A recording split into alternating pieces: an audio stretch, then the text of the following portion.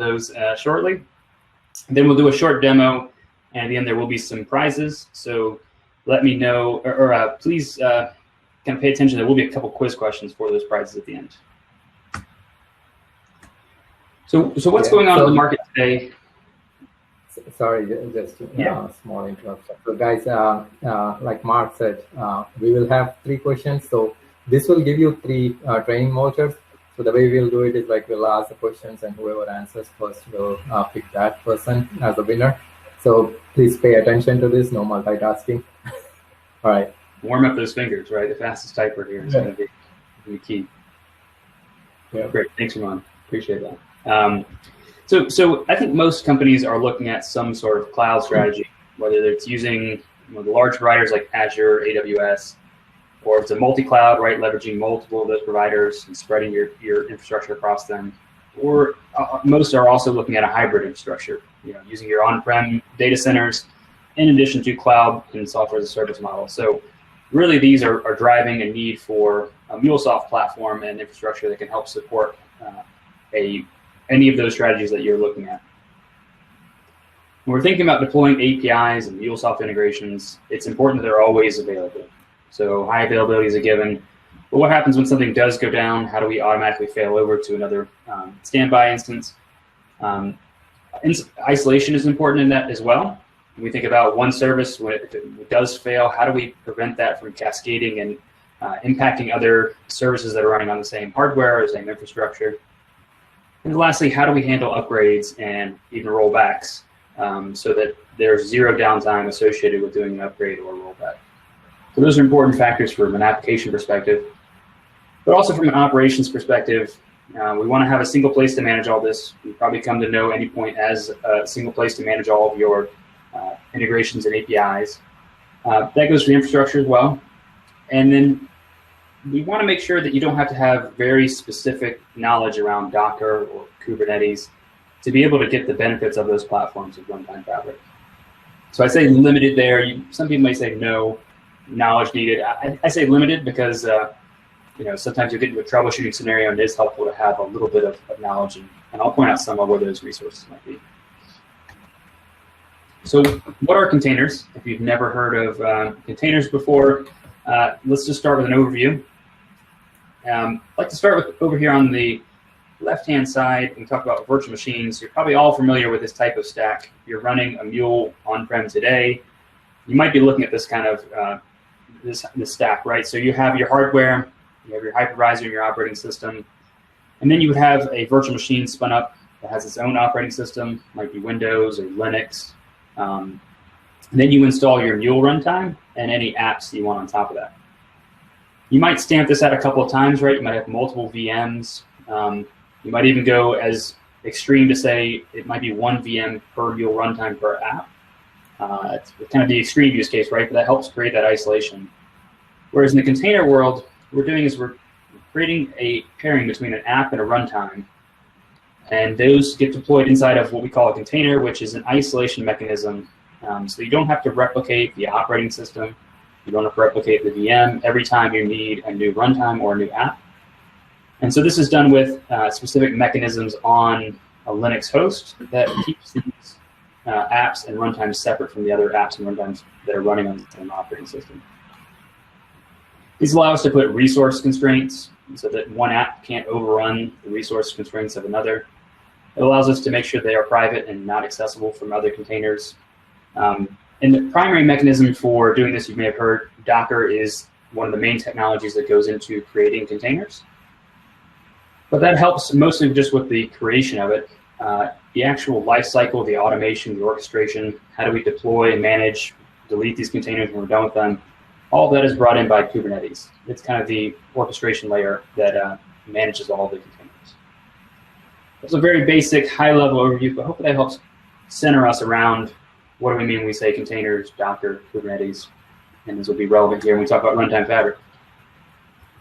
There are lots and lots of distributions of Kubernetes. There's tons of ways to get started. I like to put them into 2 categories. One is managed Kubernetes services. So these would be from your cloud providers like Amazon. They have Amazon Elastic Kubernetes Service, EKS. Azure has its alternative, or its comparative service, Azure Kubernetes Service, AKS. So you'll hear those mentioned a few more times in our presentation. Google has theirs as well, GKE. These are where the cloud provider will build, maintain, and operate the actual Kubernetes service.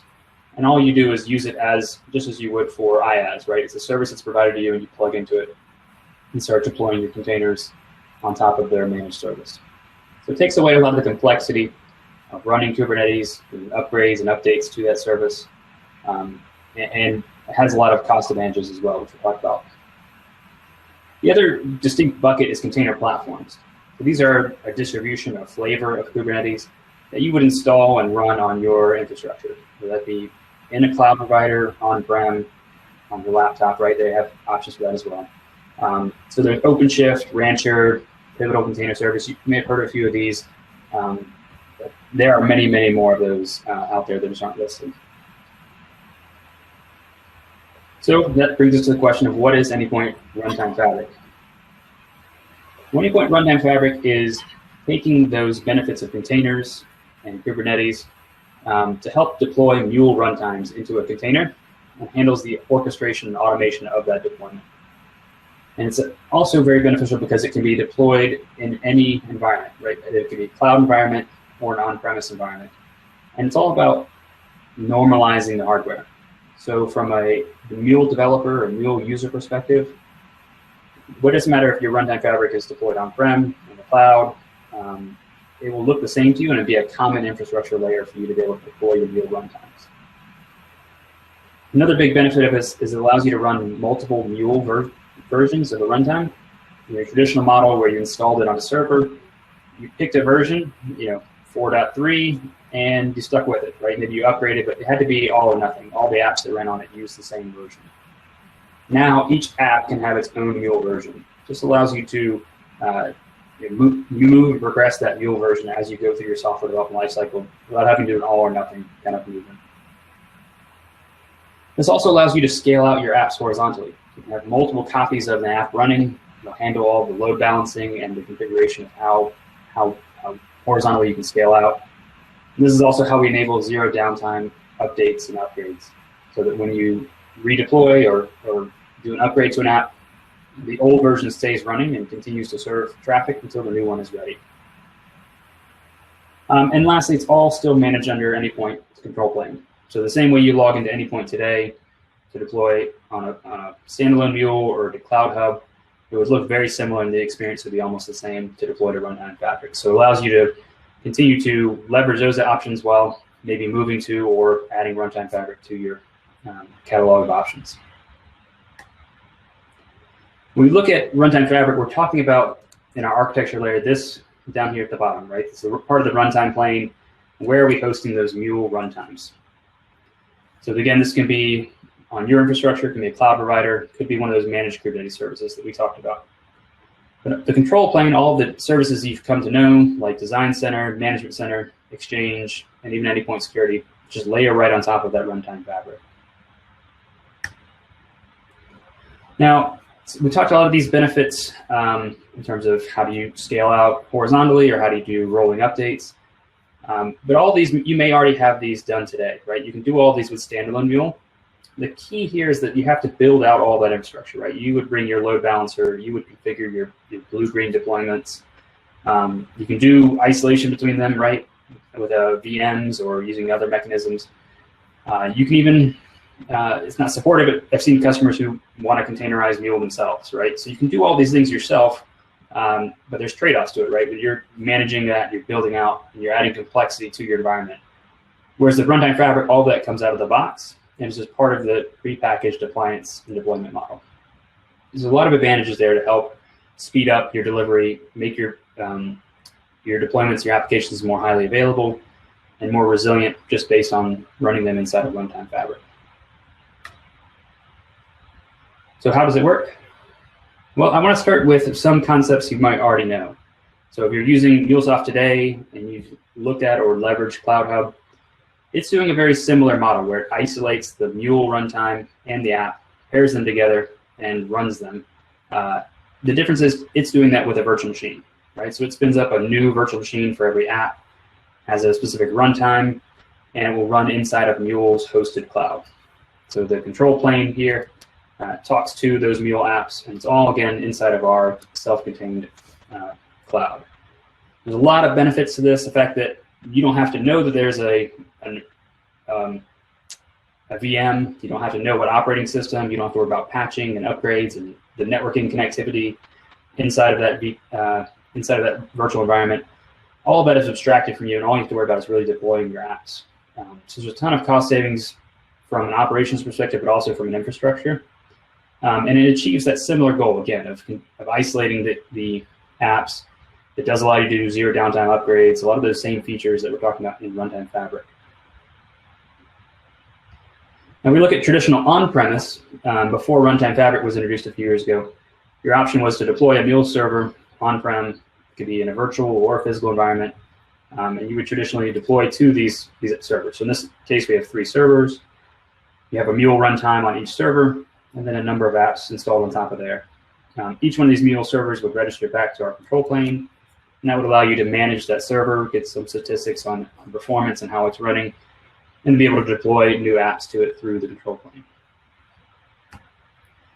Runtime Fabric takes a similar approach where you have servers running on-prem or in the cloud, and it adds a layer here, 2 layers here. One is for the Docker and Kubernetes layer.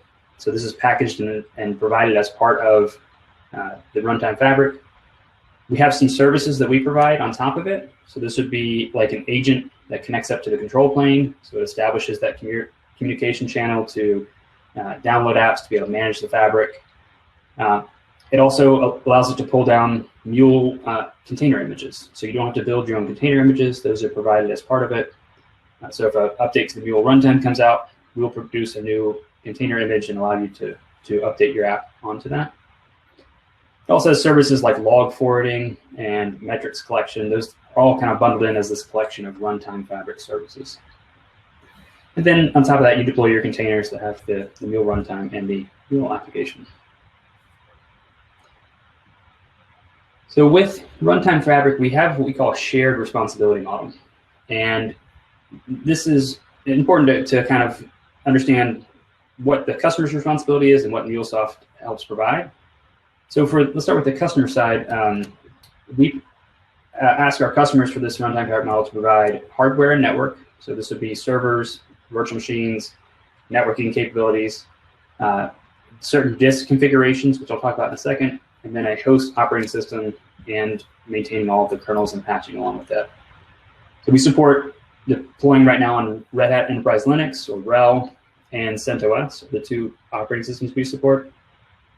You can deploy this again virtual or on a physical server, as long as it meets the minimum requirements. So it's not that we're taking away, customers are still responsible for that part. I will say CloudHub takes away all those requirements, right? You don't need to know virtual machines, hardware, operating system versions. All that is abstracted by CloudHub. So that's what I mean by customers have responsibility for this in the Runtime Fabric. What MuleSoft provides is the Runtime Fabric appliance, right? The software that just provides Docker and Kubernetes. The Runtime Fabric components, the services, all of those are maintained and operated by us. And then lastly, the Mule runtime that is provided in a container format. Let's talk about how it's configured and set up and architected. Inside of a Runtime Fabric, there are 2 types of servers. There are controller nodes. These are handling all of the cluster, Mule Runtime Fabric clusters configuration and traffic. So they have a couple of pieces. The first is a load balancer. So when a Runtime Fabric receives a request, it is then routing it to the specific Mule app and the specific container that needs to respond to that. It also contains that agent, which I mentioned is connecting back to the control plane and keeps track of all of the communications to the Anypoint platform that's in our management plane. In order to have a production configuration, you need to have 3 controller nodes is the minimum. So it's important there to think, you need to have at least 3. And because you have 3 of those, you need a load balancer out front. So you need a TCP load balancer that will front end all of your traffic to Runtime Fabric, and it will distribute that amongst the 3 controller nodes. This provides high availability. So if one of those controller nodes were to go down, you would still be able to maintain functionality of the cluster, and is a requirement kind of by Kubernetes. If you looked into that, there is a requirement to have an odd number of controllers in a steady state. So you have to either 1, 3, or 5 controllers. The other type of node is a worker node. Worker nodes are simply the hardware or virtual machines to run your Mule apps. So they provide the capacity, the compute, the memory to actually be able to run your apps. In a production configuration, you need a minimum of 3 of those as well. Hey, Mark, if you don't mind, can you pause on the last slide? Yeah. Or do you want to take it at the end? Yeah, we'll pick a pause for a couple questions then. So there are like 4 questions I'll ask in sequence. So the first thing is, can controller nodes act as workers? And what's the minimum controller and worker setup for non-prod? Yes. So controller nodes cannot act as workers. They cannot host Mule apps. They are strictly there as control of their Mule cluster themselves. They handle all of those overhead functions and load balancers. So they do not have specific roles. You'd have 3 of each for production, controller, 3 workers. For non-production, you can have 1 controller, 2 workers is the minimum. Awesome. Okay. And the next question is this balancer part of RTF? It is not. Yeah, this TCP load balancer is external. So this is something that customers would provide out of their infrastructure. This could be F5, Nginx, whatever your preferred load balancer is would need to be front-ending. Now there is an internal load balancer that is provided by Runtime Fabric. So once the requests hit the controller nodes, it is then load balancing amongst all of the worker nodes, and you might have multiple copies of the app. So you see here, app 1 is deployed twice. It will load balance between those 2 instances of the app. So follow up to that, there's another question which says, can we use HTTP load balancer instead? No, this does need to be a TCP load balancer. Yeah, it can't be a layer 7. Okay. And is RTF hybrid version of CloudHub and on-prem? Right. I would consider, so I've heard that comparison, that it's a version of CloudHub that's packaged up and managed.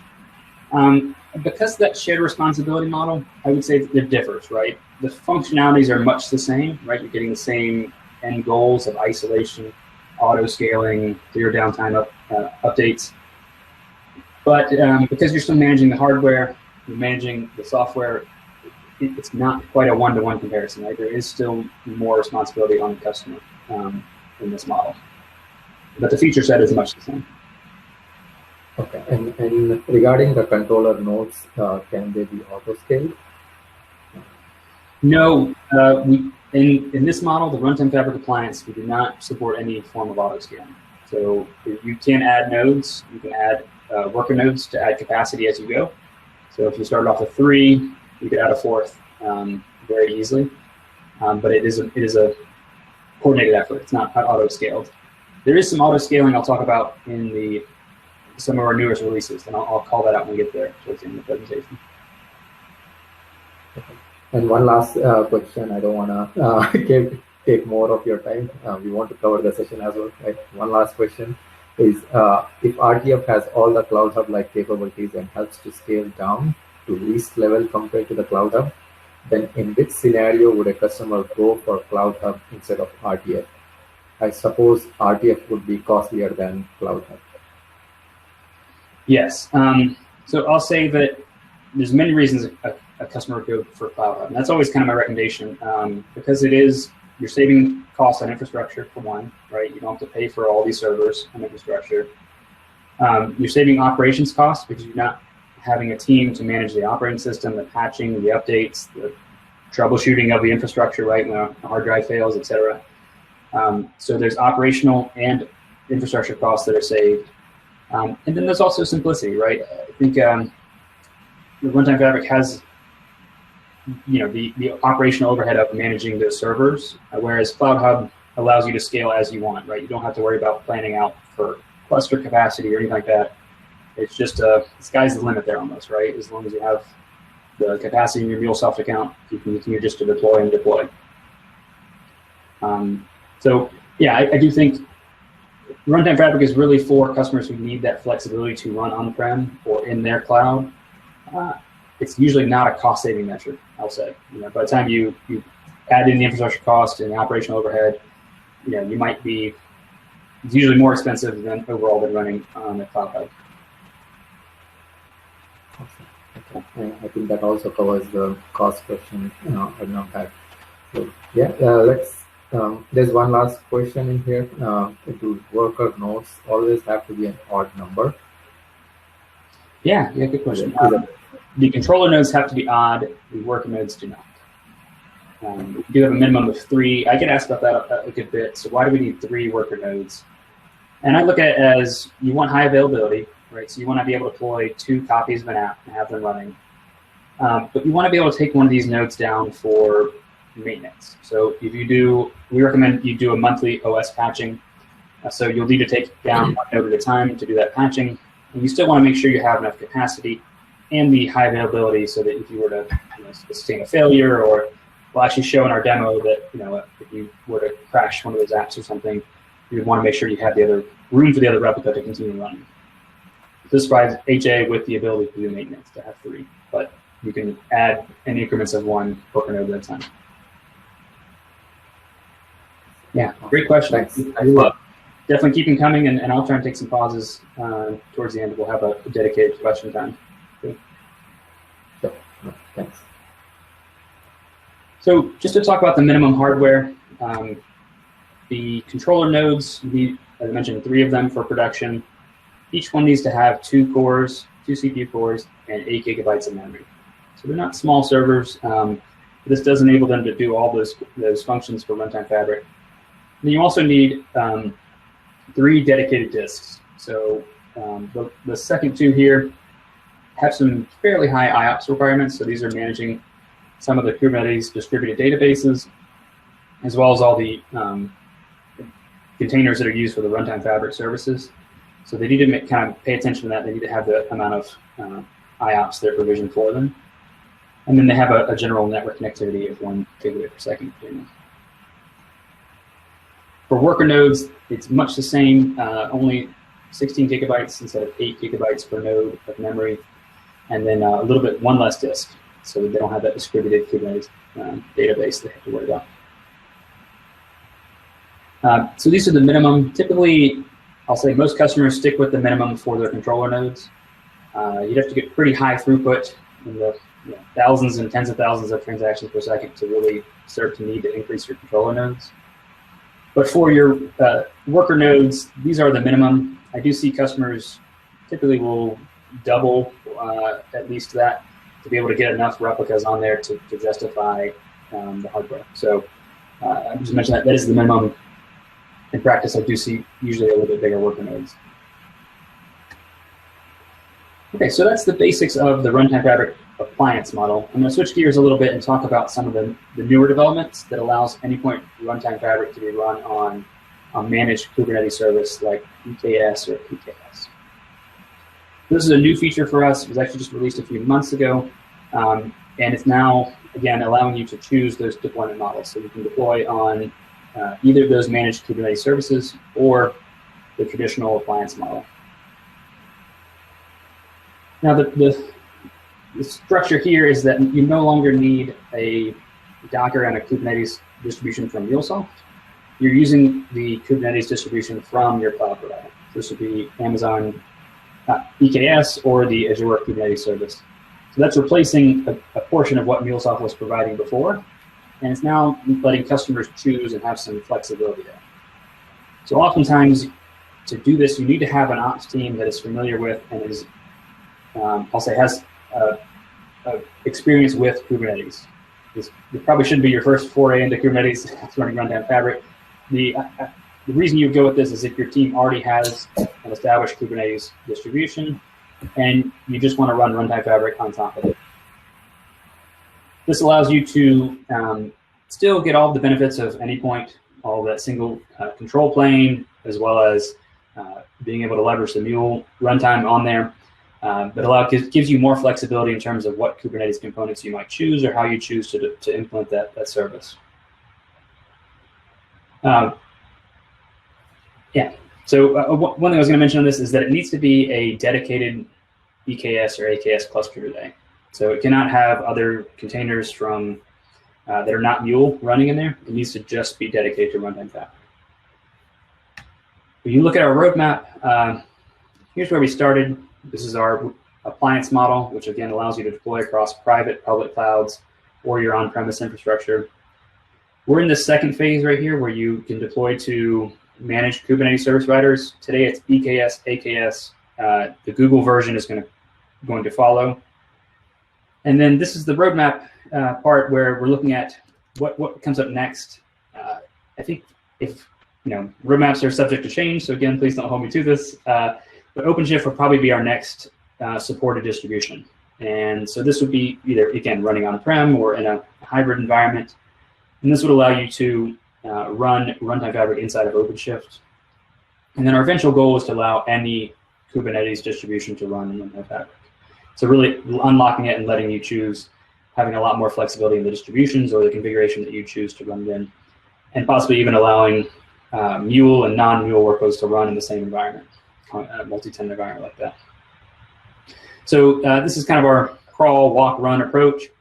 And it's all about making sure that Runtime Fabric can provide a great and good experience that you've come to expect from MuleSoft, and making sure that it's going to be successful for our customers. So if you're looking at one of these later models, know that that is our goal, and that's kind of where we're striving towards. Now, I want to just contrast for a minute how this is a little bit different from the appliance model. So just to review, the appliance model, you have your VMs, your network, your operating systems. We deploy the appliance, which is Kubernetes, the Docker components, the actual infrastructure there.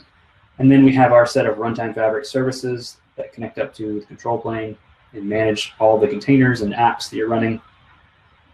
So this is the appliance model, right? Everything above this yellow line is provided by MuleSoft.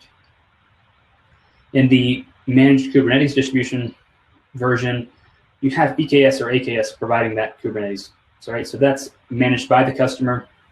I'll say most of it is managed by and maintained by the cloud provider. So they're going to help you again with your updates, your upgrades, but you're still configuring it. You still need that Kubernetes knowledge and expertise on how to essentially build out and configure that Kubernetes cluster.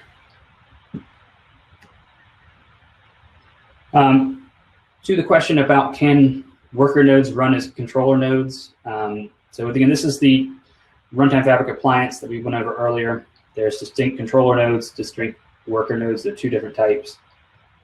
When we look at deploying on EKS and AKS, that controller node persona goes away.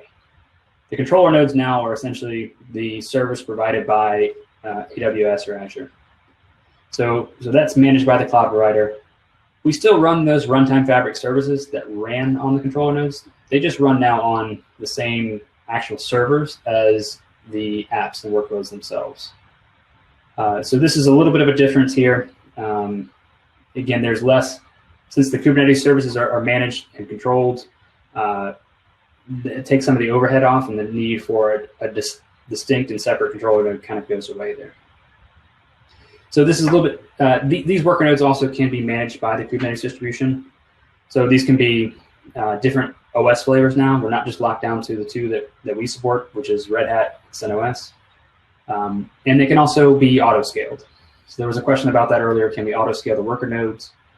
With the appliance model, we cannot, but EKS and AKS do support that, where you can scale out and auto-scale these worker nodes if you need additional capacity. And Runtime Fabric does support that as well.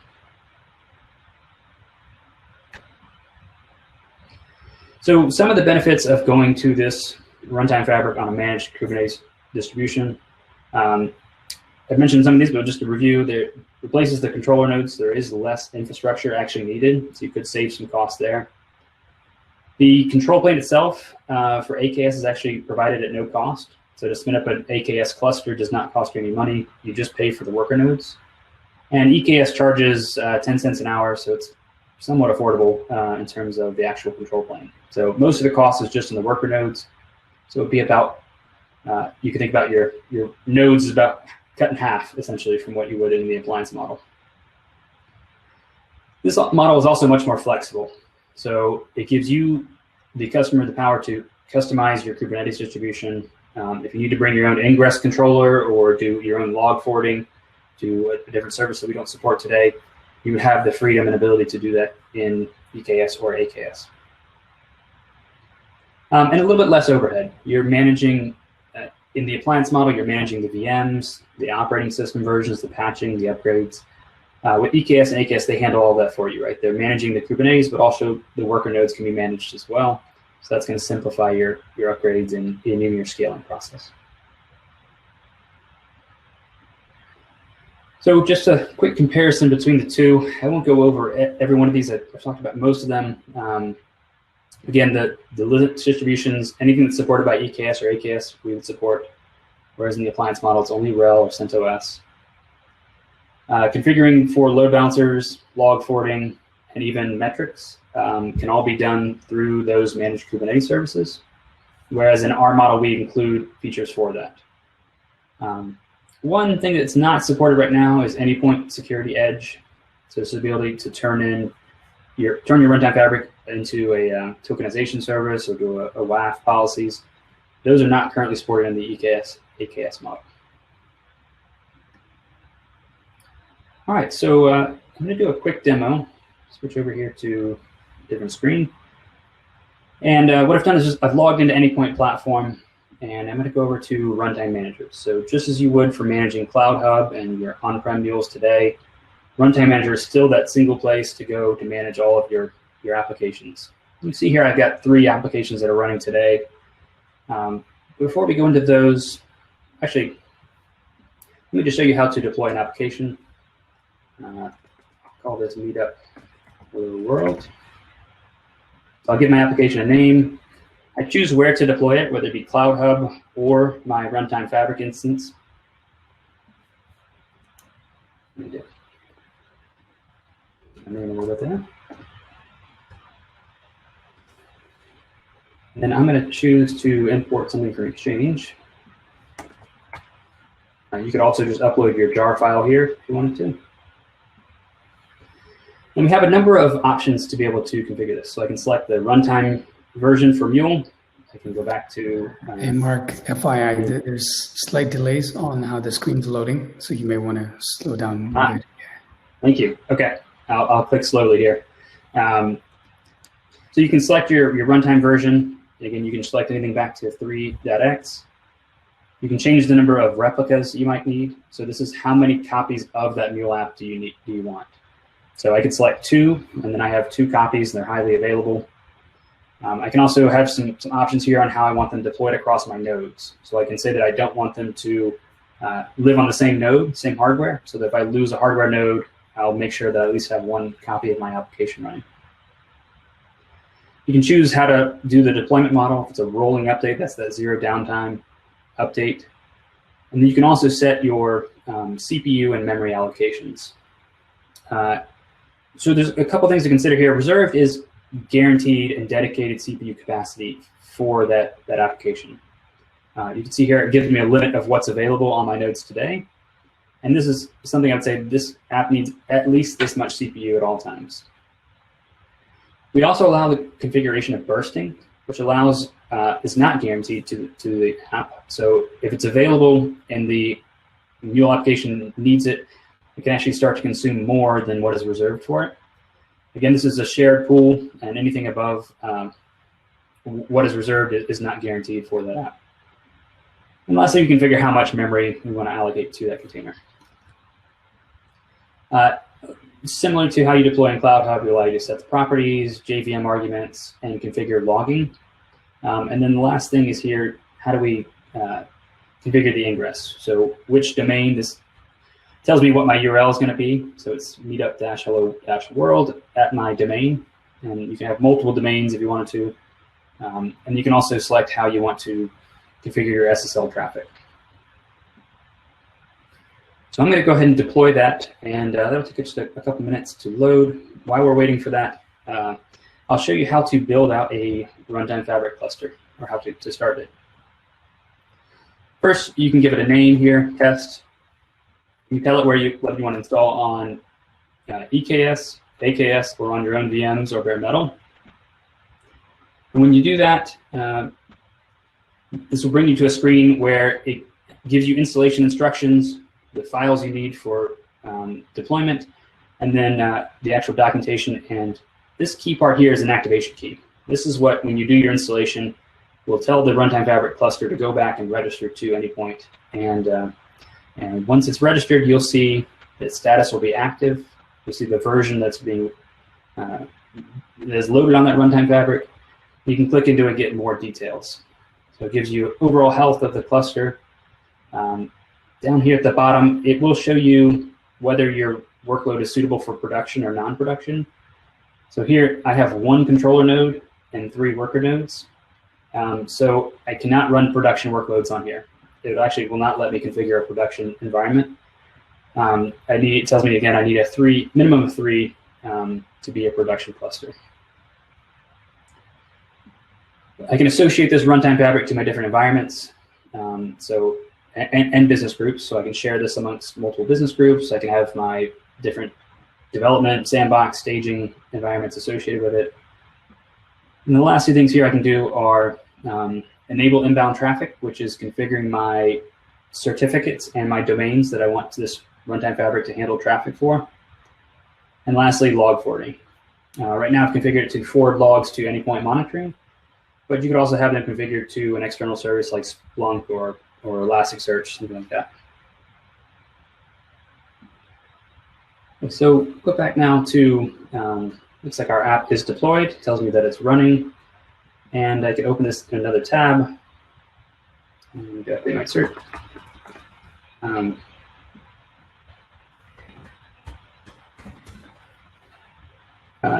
here we go. So I am running. If I go to my actual endpoint, I've got a Hello World app. So basic example of how to deploy an application. I want to show you now a little bit more complex application that we have deployed. And this one is about how we handle failover. So if I go into this app, you'll see that I have 2 replicas configured, and I have 2 replicas started. So this is showing me that 2 copies of this app are running. They're running on different worker nodes, and it's load balancing between them. I can see over here in my configuration that I've configured it for 2 replicas. So if I go to my endpoint here, you can see that I can hit it, and I get back traffic on my API, right? So as I continue to hit it, it's just going to load balance between those 2 nodes. But I can also hit another endpoint. This is a special API, which has a programmed bug in it, if you will. That when I hit this endpoint, it's going to actually throw an out-of-memory exception, which is going to cause one of those nodes to crash and reboot. So this is a special feature. You wouldn't want to program this into all of your APIs, but just for demo purposes. So I'm going to call that, and now I have thrown that exception, and one of my replicas will have crashed. So if I go back over here and reload this page, let's go back here. Maybe it didn't. Let's try it. There we go. So now it tells me one of my replicas are being restarted, and it even tells me what that error was, right? So it was a JVM exited unexpectedly with an out-of-memory exception. So that's helpful now. It's going to tell me, and actually it did get 2 of those. So my app is not running. So we can see that since I ran it twice, I killed both instances of my replicas, and now the page is actually not working. When one of them comes back up, I'll show you that you can have 1 of 2 running, and it will still continue to serve the traffic. So it just took a little bit longer, and I got a little happy there and killed both of them. So it's so you know it's a live demo, everyone. If it wasn't working.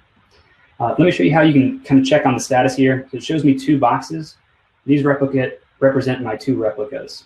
So you can see both of them actually restarted about the same time. And so back up, and it's going to tell me 2 of 2 replicas have started.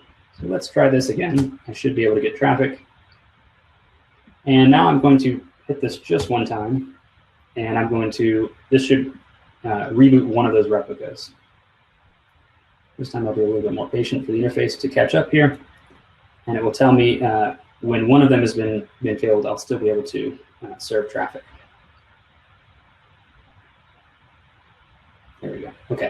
So now we can see one of them is good and started, and one of them is been terminated, it's exited. So that one, it has crashed essentially. So if I go into hit the API endpoint, it still works. I can still get data back, and my API is still functioning even though I lost one of the two nodes. So this will do the same things it did last time. It will automatically recover and build a new instance of that application so that I will be back to full strength. I'll have 2 out of 2 here in just a second after it finishes deploying. So a good example here of how the infrastructure can self-heal, right? If one of these crashes, it's going to notice that health check has gone offline and restart it and automatically bring it back up. That's the Kubernetes layer, right? That's help managing and orchestrating, automating the deployment and recovery of these Mule applications. What does the purple icon say? Okay, now we just switched over to last successful, but what was it saying? It's kind of hard to read. You said pending, was it? It may have been, it was down here on there, config. You know, the 2 boxes, you had the green one and the orange one, yeah. Okay, you know, no big deal. I mean, we could see that, yeah, one of them was down and it was trying to recover. Yeah.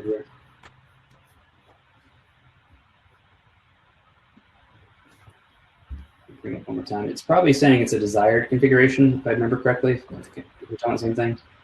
And let's bring that up. Yes, so desired. So this actually shows you all of the different deployments you have. And this allows you to roll back. So if I did an update and my update failed, right? Something was bad, it was broken.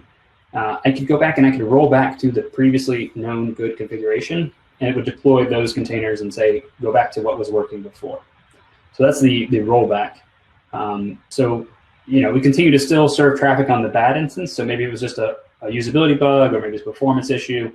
It would still serve traffic as best it could, or how it was configured. And then the rollback would, again, redeploy whatever the last one was. So it keeps a history here of all those different configurations and allows you to roll back to multiple versions of it. Yeah, great question. So we'll pause there, and maybe we could answer a few more questions. That was about all I had for the demo, but we can certainly, if there's other things you guys want to see or dig into, we can cover that as well. Yeah, there are a couple of questions and answers. If you're okay, we can start answering those. Okay.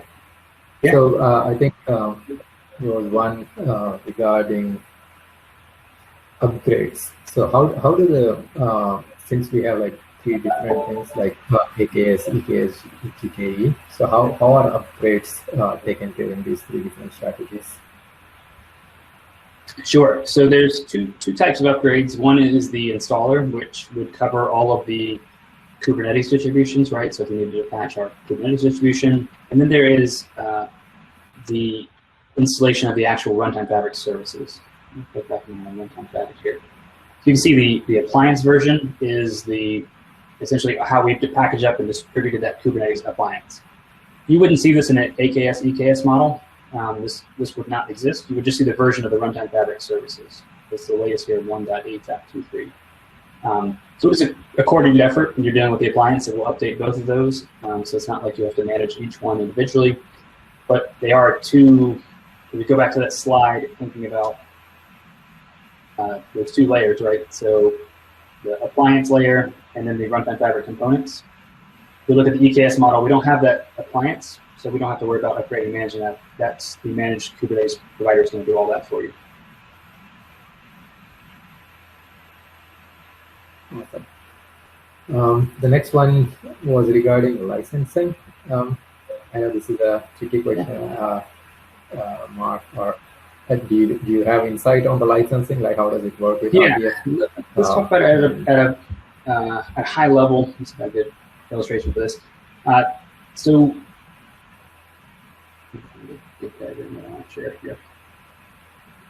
there are a number of different nodes, and if you think back to those configurations, each one of these has at least 2 CPUs. So that could be 12 CPUs out of the box of hardware.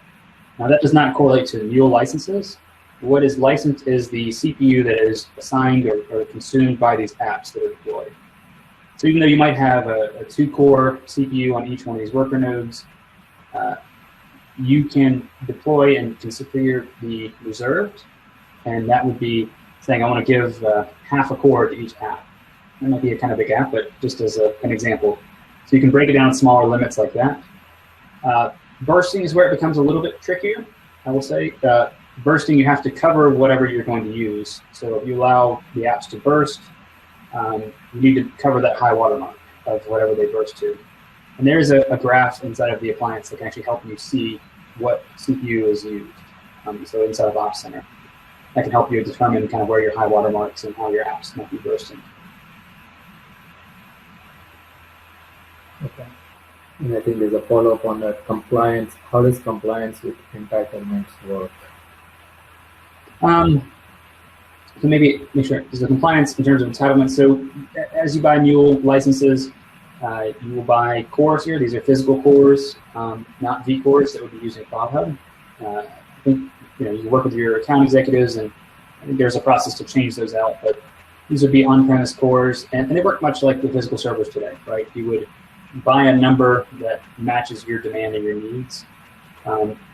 And it works, again, same way as you would for a physical server. It is trust-based. It doesn't actually, there's no cutoff when, especially in a bursting model, it does not cut off, but you need to cover that high watermark.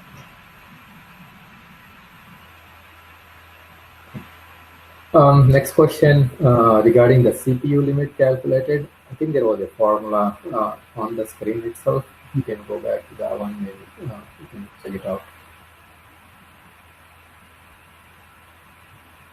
Yeah, so the CPU limit, reserved again is what's allocated to that container, that replica. The limit is what you can set a limit to how high it can burst. So we've set it here to the max, which is 1.5. And so this part, if you're asking, this part is auto-calculated based on what is available on the worker nodes. So if you installed this on 4 core worker nodes, the limit would be higher. And it also takes into account the reserved CPUs that are there as well. This value is automatically set. The default is the max, but typically I recommend customers to setting it to something smaller, like 2. This would allow you to burst for things like loading the application or at peak transaction times, but doesn't give it kind of the moon, right? So you don't, if you give it 1.5 to everything, you set yourself up again for that having to cover the high water mark. And so you lose a little bit of control there when you set such high bursting limits.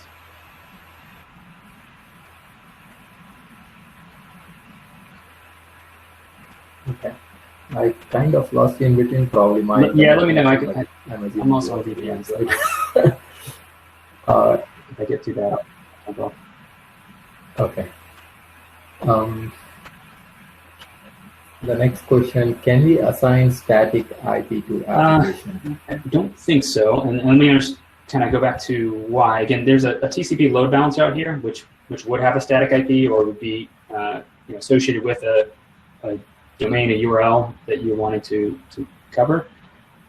All these hosts would have static IPs, the servers themselves. And then the way they are routed to the apps themselves are through these internal load balancers. So that's relying on the internal Kubernetes. There's a service discovery mechanisms and an internal DNS that helps when you deploy these apps to identify them. So there really isn't a concept of a static IP here, but you could still have a static service, but it just be configured from the load balancer a little bit higher up. So.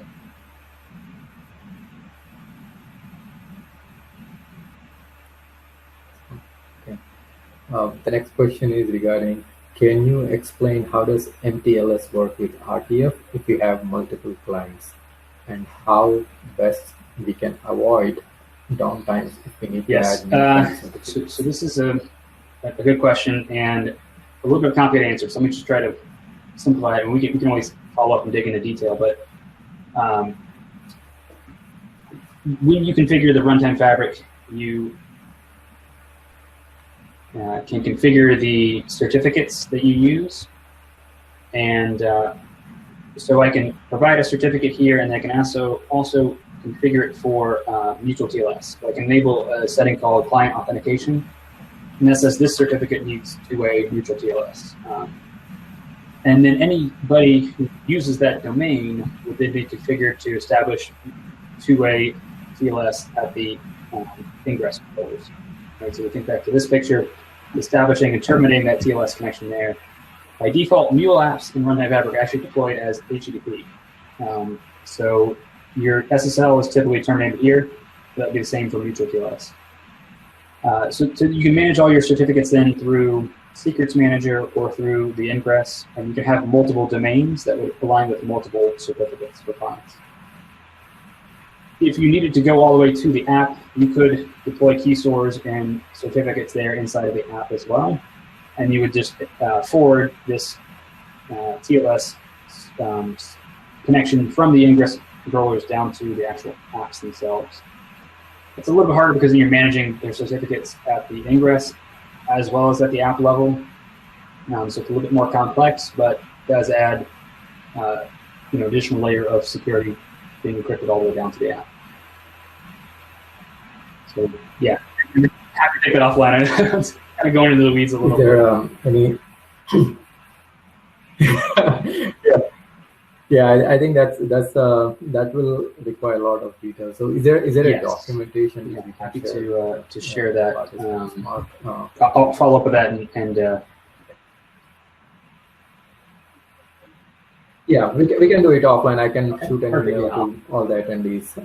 We don't have to do it right now. We have one last question. How does VPC setup work in RTF? I think it is already answered. Yes, so I think we're talking about VPC from like a network level, like a cloud provider, typically. If we're talking about that, then it's up to you how you want to set it up. Typically, we see all of your Runtime Fabric nodes running in the same VPC, but it's not the same VPC as you're thinking about CloudHub. CloudHub VPC is a VPC that we manage and provide, and you would use that to go in and out of the network through VPN. When you're deploying inside of a AWS or an Azure, you would configure that network as long as it meets our requirements for ports and connectivity and bandwidth. Then how you use VPCs, and that would be up to your organization to determine. So again, that kind of that shared responsibility model, that's up to your infrastructure team to manage.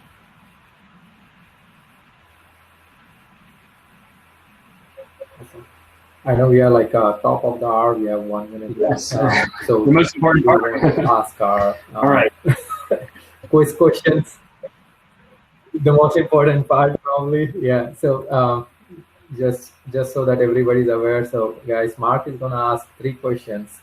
So first question, as soon as he asks, please type your answer. So whoever answers first, whoever first correct answer will get the. All right, let's go to the first question here. I'll read it out. What are the 2 managed Kubernetes services that are currently supported to run Runtime Fabric on? All right, got a lot of answers.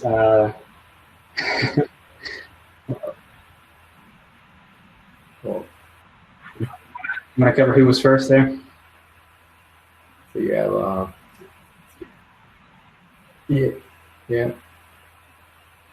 Yes. Well, yes. So PKS and AKS. So that is the right answer. Yeah. So yeah. Srikanth, if you don't mind, can you please also share your email address? All right. So let's go to the second question. What is the minimum number of worker nodes for a production LTS cluster? That's a quick. You can read faster than I can do. It is 3, yes. Great job. Yes, 3 is the minimum number of worker and controller nodes. That's the same for both production. Just the last one. What are the 2 currently supported operating systems for Runtime Fabric appliance version? I think I saw the correct answer in there. So it is Red Hat Enterprise Linux and CentOS. So I think Arnav, but we'll accept RKEL. I think I know exactly what you're saying, right? Red Hat Enterprise Linux and CentOS. So perfect. Yes. So Arnav, Thanks a lot, everybody, for joining this. So we will try to share this recording. So this has been recorded. So I'll share out a link. Is it possible, Mark, to share the presentation? Happy to share it, yes. Or we can share it with the participants, if that's okay. All right. Okay. All right. Well, thank you, everybody, again. We'll see the next meetup. So I think we have the next meetup next month. Please do not miss that. That's going to be very interesting. Anuj, do you want to? I'm sure. So we're going to have Matt McCarty. I think I mentioned it earlier. We're going to provide more details, but he's the gentleman who wrote the book on microservices, and he's running the API program at MuleSoft. So it's going to be a little bit more strategic. At least that's what he's trying to implement in MuleSoft. But he wrote the book, so any questions you guys have around design patterns, anything you'd like to ask, he can answer that as well. Yeah, thank you, Mark, for coming out and presenting. Yeah, thanks, Raman, for organizing. All right, thank you, guys. Yeah. Thanks. Yeah, thanks. Thanks, Mark. Thanks, Andrej.